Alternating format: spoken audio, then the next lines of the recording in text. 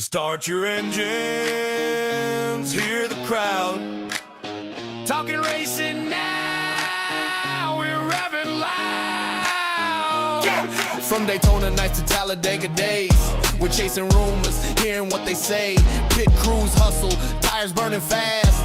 News and whispers, nothing's gonna pass. Talking racing now, we're hitting the track.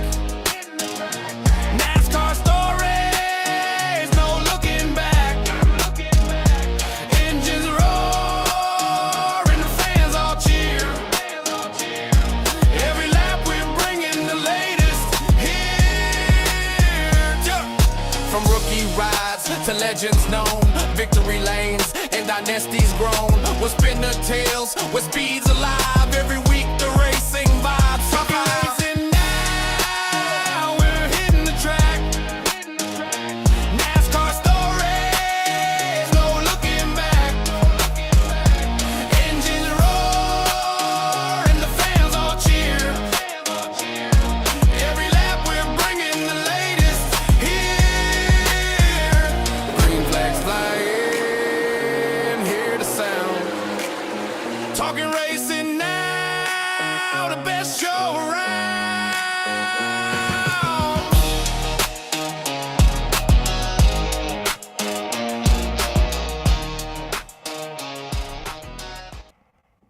It is Monday. The Iowa Corn 350, powered by ethanol, is in the books. And a Toyota comes out on top. Ty Gibbs takes it home in the cornfields, and Spencer O'Neill just said, I am out of here. Oh, I'm still here, bro. Oh, I hear something. Something's going on in there. Oh, boy. I'm not sure. I'm still here. I know what happened the last time. Oh, Cowabunga, bro. oh my goodness. Cowabunga. This guy. Oh, boy. So you want to talk about corn? Let's do it. Let's toss some corn. Anyways, Goodness. Nice. All I heard was zippers going on. I was like, uh-oh, what are we going to get here? When well, I was like, oh, I forgot to zip it up and put the head on. Whoops. Oh, goodness gracious. All right. So Ty Gibbs gets his second win of the year. It was the first two stages, you saw Blaney was probably the dominant car. At the first stage, yeah. Well, the first stage, but he was okay during the second, too. I mean, I think he got back up to second or third. He Yeah. had some issues again with the pits and some things again reared its ugly head for him. But again, once the cars felt like the Fords got stuck back in traffic, once strategy moves were being made, a lot of fall off. And Tyler Reddick continues to free fall. He's now down to fourth in the standings. Yeah. And everybody was like, nobody's going to be able to catch him. Now he's in fourth. I mean, it's like a free fall going on there with Tyler Reddick at 23:11. And for you, Spencer, I guess just let me know your thoughts on what you thought of the Iowa Corn 350.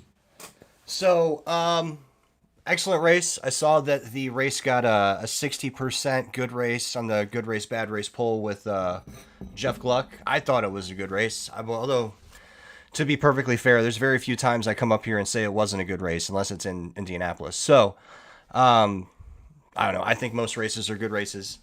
But I enjoy some things that other people don't. You understand that I think it's more the casuals are doing the voting. And again, I thought this race was better. There were some racy moments, but there was also some moments where it felt like, again, casual fan, you're just watching cars chase each other. And people get excited about seeing certain drivers up front and get less excited about seeing other drivers up front, right? And Ty Gibbs is not... He's not a needle mover. He's not a needle mover. We saw the interview after the race. It's kind of like whatever. I mean, this is your second win. Like, it took you over 100 races to get one. Now you got two in 2 seasons, and you're not excited about this? Like, give me something. Give us something. It's all just very like... Yeah, but I feel if he gives us something, then It's very ennui. Yeah, but I feel like he's in a he's in that position where he's Ty Gibbs is, of course, Joe Gibbs' grandson. His father passed away 2 years ago now, I believe I think that's right. It's about 2 years ago. 2 years ago.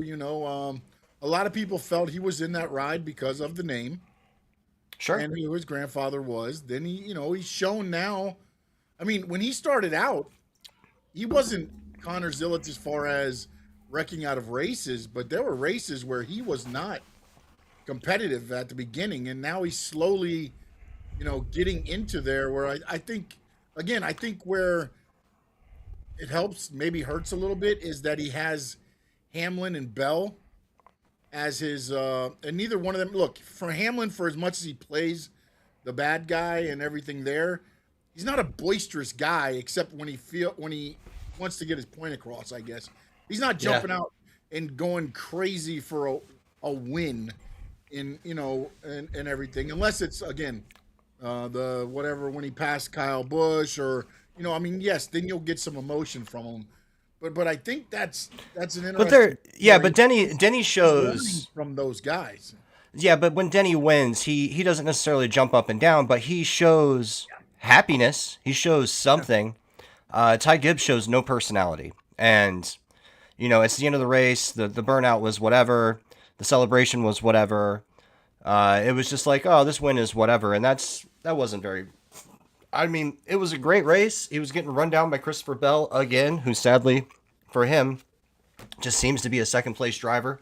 After the race, he said this was a thing, and well, I'll let you finish the thought real quick. I'm sorry. You said after the race, he said, "Go ahead." Oh yeah. So after the race, he said, a couple of weeks ago, he made the statement about being a second place driver, and then last week he said there were good second places and bad second places, or the last second place he had, I forget when it was, but and that was a good second place. He categorized yesterday as a bad second place, right? So you've got fresher tires. Ty Gibbs gets the lead by going with a 2-tire change as opposed to 4 tires with 40, 50 laps to go. And he doesn't have much of a lead. So you've got somebody with 2 tires, you've got 4, and you've got 40, 50 laps to run him down. You get to him a couple of times, but you can never make a pass. And that just seems to be the story of Christopher Bell's year. Now let me ask you something. I sent you what Kyle Petty said. I saw it. How accurate do you think that is? Because I watched the replay, and he did make some passes differently, but it does feel like he's got that bread and butter that he goes to make the pass for like a win or something. And as long as you block that, he doesn't have another trick up his sleeve. I think he's got more than one move. I do think that he kind of falls back to his favorite move when it's go time. Yeah, when it's money on the line, it's because you watched him yesterday. He faked bottom, went high to overtake. I forgot who that was at that point. I think it was Blaney, maybe, or was it Elliott? It was Blaney or Elliott, I think. And then he just never got it again. And then it just seemed like, okay, money's on the line. I'm going to what I do, what I know, and it feels like he always does the same thing when the money's on the line. Throughout the race, he's doing other things. But it feels like when the money's on the line, he has the one move, and if you can stop that move, you stop Christopher Bell. I think that's probably a fair assessment. I trust Kyle Petty. I trust Kyle Petty in that. I haven't paid enough attention to what Chris is doing as far as the move he's trying to make to really make that statement, but I trust Kyle Petty. He gets up to him, and then it seems like he tries to go low, and if you take that low away from him, he doesn't get the pass. Then he falls back, and it's too much for him to get another run. Maybe he'll get another run, but then he seems like he tries the same thing again, and then there you go. Well, at Iowa, it seemed like he never really, and we heard from Gibbs, right? Like he was on the edge. So if you're going to go low, and we saw this move all day, you got to pack air. But if you pack air, that person may hit the wall. So I don't know if maybe he was holding back, like he didn't want to put his teammate into the wall. Oh, yeah. That was the other thing I was wondering because, I mean, if you look at his finishes, it's been time. I think Blaney is the only one where he finished second that wasn't a teammate or like Toyota, another Toyota he was racing. So you saw the Tyler Reddick crash, right? Yes. When I first saw it, I thought that that he got sideways because Chastain put air on his fender, on his back left fender, right? I I still think that had something to do with it. But when you look at it, he also hit a bump like at the same time. He goes up at the same time that the air is getting up. Yeah, so I think that he went so sideways so quickly because he hit the bump, got a little bit of air, and the air was being packed at the same time. So it really lifted him. Yep. And he overcorrected, and as soon as he hit, he just went up and right. Yeah, it was all over. It was all over at that point. Yeah. And Eric Jones, man, poor guy. Like he really needed a good race. Appeared to have a good race car. Has been running well recently. I expected good things out of him at Iowa, and he didn't get the opportunity. Him and Zane Smith both had racy cars, and Noah Gragson had a racy car. Yeah. No, there was a lot. That was nice to see. There's a lot. Ross Chastain was there, man. Yeah. We saw Ross Chastain with speed yesterday. What was that? Yeah, and I think Hamlin solidified how good of a driver he is. And again, I would like to hear or see how bad the brakes were on the car, but hearing what he was going through, and like where he can't even, you watched it on the track, he couldn't keep it all the way down because he wasn't sure how much brake he had left or anything there. So he was just kind of cruising there. And do you want to get into that topic for a minute? Yeah, we can go ahead, man. Yeah. All right, so since we brought it up, we'll get into it because I figured you're gonna want to fly the Denny flag today. No, I'm not flying the Denny flag. I mean, it's their fault. They went the wrong way or whatever. So and then I guess apparently the rule is you can't change. You can change your stuff as long as you stay with it. You can't change the manufacturer or whatever, which is what they wanted to do. And look, you made a mistake. So you can change. I thought he did a great job driving with what he had.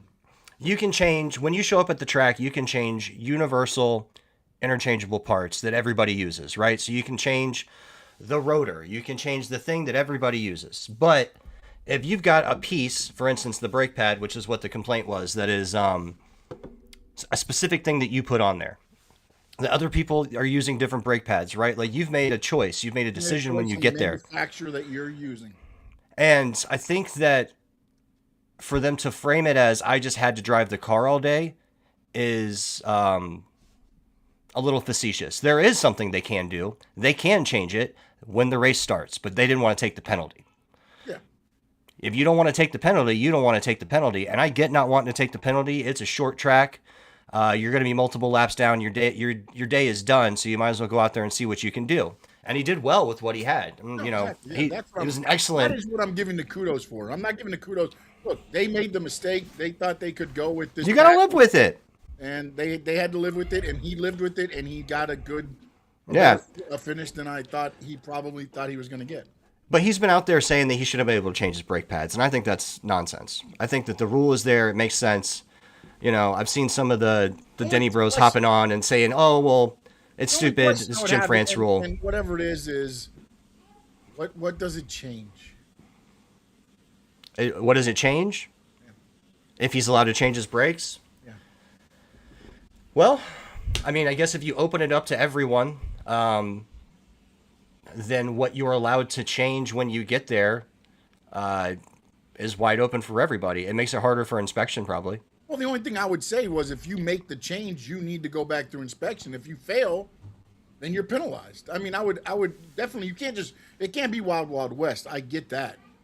But again, I don't understand how, okay, you make that move and you go back through, and it's you can make it a harsher inspection process to where, look, if you make a change and you go back through and you fail one time, you lose your engineer, you lose a crew guy. You can make it worse than whatever. I think that should be it. If you make that decision to say, okay, we're going to the track with this package, you get there and you say, oh, wrong package. Now you should have to be under a microscope. Well, it seems like you should have to do what everybody does when you have to fix damage. You go to the back. Well, I mean, that too. I mean, he was already at the back, so like, what penalty would it? Yeah, But I mean, I guess, technically, you could do that too. You could be like, okay, you get the move, you get a harsh inspection. If you pass it, you're still starting in the back of the field, regardless of where you qualify or whatever. Yeah, the rule could be different. I'm not necessarily against why it's like you can't make the move unless, and again, this is where I don't know the ins and outs of all of the NASCAR process. Maybe the inspection guys are only there for that group. And then, because I know it's like one of the bays that they have, to where the cars roll through and it's got all the lasers and it's already set up. So I don't know if they tear it down afterwards and there's no more, after the last inspection, that's it. Like, again, if that's the case, then it is what it is. But I just don't understand how it's like, no, you know what? I just don't know that. But I do understand you can't let them, you can't say, hey, I need to redo my brake. Because, again, they're going to go and do that. And then they're going to put something else, and they're going to do something else, and something else. And it's NASCAR, yeah. Yeah, exactly. They're going to take. If you ain't cheating, you ain't trying, yeah. I get all that. I understand that from the end of NASCAR, but and again, that's the part of NASCAR I don't know. Where is the inspection area set up? Are the personnel that they bring in for the inspection still there, or are they out Saturday after the last inspection? They fly them back out so that there's not, again, personnel staying 3 nights or 4 nights or whatever it is, I mean, I know there's some logistics involved in it. So that might play a part into it too. But again, they made the decision to bring what they brought. They needed to race what they had to race. I look, you know the rules when you get there. I'm a Denny guy, and I think he drove the car as good as he could, but it was their fault. I mean, they made the decision to say, we're going with this, and that you got to, you have to drive it because you got to live with the decision you made. Yep. So, I mean, they all know the rules when they get there, right? This is the rule. You know it. You can't complain about it later. Yeah. But in general, does the rule make sense? I don't know that the rule does make sense, to be honest with you. Unless you're looking at it from like a team perspective and you want to include, preparation for the race, decisions that the engineers make before they get there as part of the team, then in that way, maybe. But and to be perfectly honest with you, I know, some people were talking about safety. I'm really not concerned so much about the safety aspect. If you're so concerned about your car and safety, go sit down, take your penalty, and change your brake pads at the race. Yeah, well, that too. If it's a safety thing, then you shouldn't be driving. The car shouldn't be on the track. Right. I mean, that's the thing. Like, if you're bringing an unsafe car to the track, then maybe they should just black flag you and you just stay in the pits for the first 5 laps, do the brakes, and then you go. Whatever you want to do. Like, I mean, if that's what, again, I'm not going to sit here and jump on and be like, oh, I just don't understand the ruling of it. Like, why can't you do it and then send them back through inspection, I guess would be. I would agree with that. I don't know the whole logistics of what NASCAR, because again, I've been to races. I've seen how they set up the bays. The cars roll in, all the lasers hit, it does the inspection. It's green or red. If it's red, then they got to work on it again. If it's green, they can, continue on their day. And I think, look, if you make the mistake, it should be a harsher penalty. As far as, yes, you got to start in the back of the field. And if you fail that inspection after you pass the other ones, then there's got to be a harsh penalty. I mean, it's crew members, it's your crew chief, it's your engineer. It should be like you did the utmost worst penalty ever. Then that's what you should get automatically for the first try if you replace one of those parts. We always hear them talk about thanking their team, right? They don't just do that for no reason. It does mean something. The team does matter, and this is a circumstance where it mattered. Yeah. Digsby, TWW, what's up? How you doing, man? All right, let's go over our picks. Yeah. I think you got me this week. You might have shortened the gap. I know you got the winner. I did get the winner. That is a given. All right, so let's start with you. You got you picked Joey Logano, who ended up 14th. 2 stages, he was good. He was good until that disastrous pit stop. Yes. We talk about the Penske guys in the pit stops, and Blaney was okay this week. He was okay. It wasn't great, but he was okay. But again, it wasn't the crew. It was they decided to take 4 when a bunch of cars took 2. So right, it was a strategy choice. Yeah. But Logano, man, the tire fell off and it happens. But it looked like the gun got stuck. The guy's hammering on the thing with his hand, like it was a mess. It was a mess, man. It wasn't just a guy like I missed the thing. No, there was an error somewhere there. Something happened, a mishap, but Logano had to pay for it. Well, it looked like the something happened to the original jack because the jack man went back to the wall and nobody was ready for him with another jack, so he jumped the wall, went back and got another jack, and then jacked the car up. So that really slowed him down too. Yeah, so it was a comedy of errors. I was watching the tire guy, and he's hammering the thing with the gun. He's like, it's just a craziness. I was like, oh boy. So besides that, you picked Chase Briscoe, Yeah. who he got you 6th, Yeah. and then Denny got you 5th. So that's 0 points for Logano, 1 point for Briscoe, 5 points for Hamlin. That gives you 6. You are at 178, so now you're at 184. There we go, buddy. There we go. Now watch this. So Closing the gap. I picked Ryan Blaney, who overcame some obstacles, but did lose control of the race. Ended up 3rd. I picked Ty Gibbs, the winner. So he got me 10 points. Blaney got me 5. And Bubba Wallace ended up 12th. You know, Bubba had a pretty decent race. He used some strategy, worked his way up front. That pit speeding killed him. Yep, that speeding penalty killed him, and he had to work his way back and didn't really make it to a point where he got me anything. But But he had a good race. I mean, it was a good race other than that spot. And it was funny because I was watching again today just because, he's like, wait a minute, why am I so far ahead of Blaney here? And then he slows down. yeah, you could see on that he kind of took off. Yeah, he's like, why? How am I so far ahead? Oops. And then he did that thing that I do when I see officers on the side of the road, where you slow down a little, slow down real quick, and hope they didn't get you. Yeah. Yep, they got him. So I got 5 points for Blaney, 10 points for Gibbs, 0 points for Bubba, 15 points total. I had 121. I'm now at 136. So I am back within 50. I'm at 48 behind. There we go. 50 points down now. Man. Yeah. So much racing to go still, too, man. It's Thank the Lord, the chase is 10 races. Yeah, it's anybody's ball game at this point. Boy. Anybody's ball game.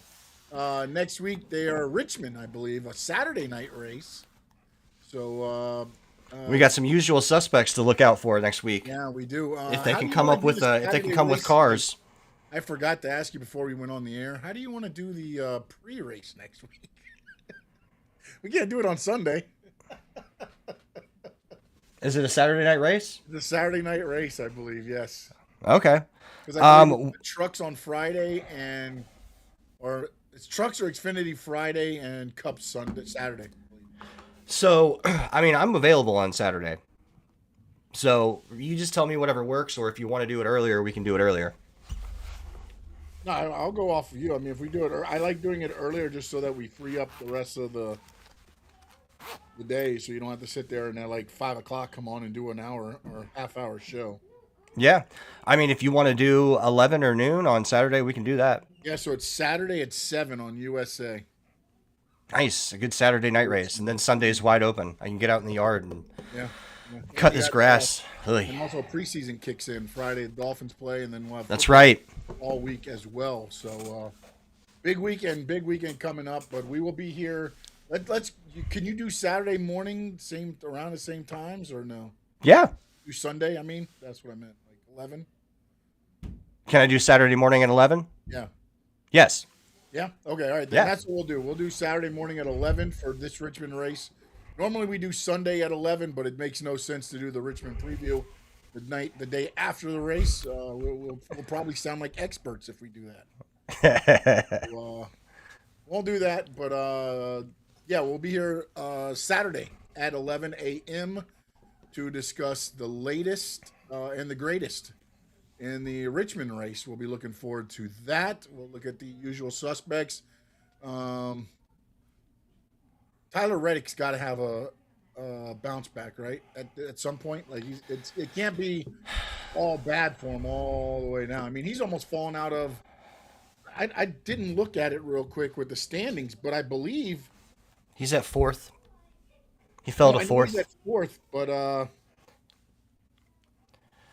he's 140 points from. Yeah, he's not going to probably fall much more. No, I mean, you never know, but he can't fall much more than a couple more spots. No. Well, I mean, if he falls to Chase Briscoe, Bell's only 4 points behind Briscoe, and Elliott's 6. So you've got almost just like yeah, but somebody has to. Briscoe, it's going to be bad.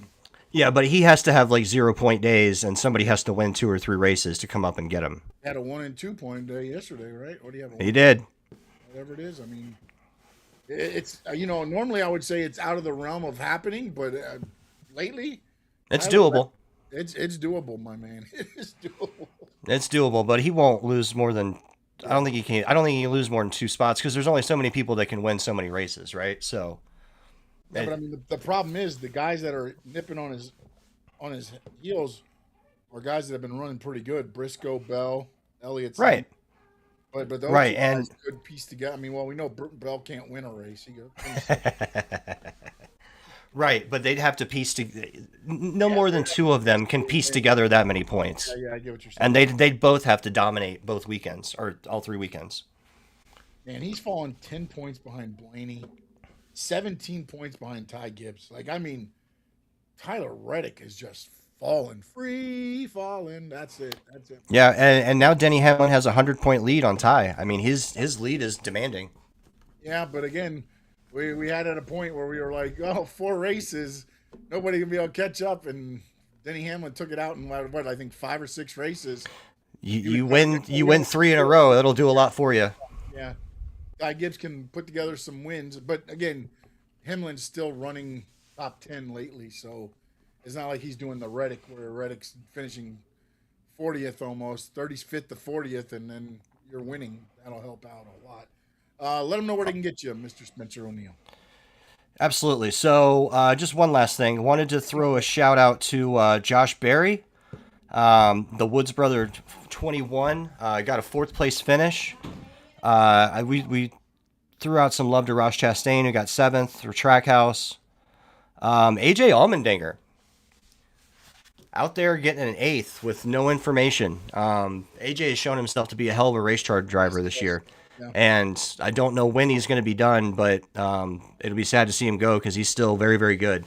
And it'd be interesting to see what he could do. It'd be interesting to see what he could do in a Dodge with some information. But then again, what information is Dodge going to have because they're starting from the ground up? So that's going to be kind of, unless you can get a JGR guy to come over. Yeah, and we didn't get any major way to graze over it. Oh, sorry. We didn't get any major signings or anything announced, right? No, not this week. No, I mean there was like what you call it? I think SVG's driving the 7 in the truck series. Nothing crazy, anything else like that. But yeah, there's gonna be some more stuff happening there, I think, and things would go there. So, do you think after seeing the race yesterday, it's obvious why they're doing a repave, but the element of Iowa that kind of has like a dirt racing element to it, right? Like if you get on the old pavement, you've got no. Yeah. It essentially functions like a cushion. Yeah, we watched with Larson and then he tried to get back down, and then there was just nowhere for everybody to go. But. I mean, it's essentially a cushion, which is kind of cool. But I do think it needs a repave. They can't do that forever. Yeah, so I'm looking forward to it. I think that racetrack when it widens out, oh man. Yeah, I still don't think it deserves the July 4th race, but it gets it next year, so it is what it is. What it is. Yeah. But yeah, so you can find me on X at NoldOut87. You can find me here in Talkin Racing Now with the great Sean Stanley. Please like and subscribe. Like the channel or subscribe to the channel. It's Sean will tell you about it. Stanley Media House. Like the videos. Check us out if you're on X. Come over to YouTube. Like and subscribe. Help us out, man, and hit me up on X. We can talk racing. Or Ninja Turtles. Or Ninja Turtles, yeah. You can check me out at SS_Sports Talk on X, Stanley Media House everywhere else, and of course, subscribe to the Stanley Media House Network. We got Talkin Racing Now on Sundays and Mondays. It'll be Saturday next week, and we got the Squared Circle Digest on Wednesday or Thursday, depending on my schedule. And South Florida Sports Unfiltered with the Rainy Day Pod on Friday with Adrian talking all South Florida sports. Right now we are enamored with the preseason talk and all that going on there. So make sure, subscribe, like, give us a follow, share, anything you want. Anybody likes NASCAR, pro wrestling, or the South Florida sports. We will talk at you later. And in the words of the great, well, hold on a minute, because I know the better half loves this part of the show. From the words of the great Spencer O'Neill. Talkin Racing Now!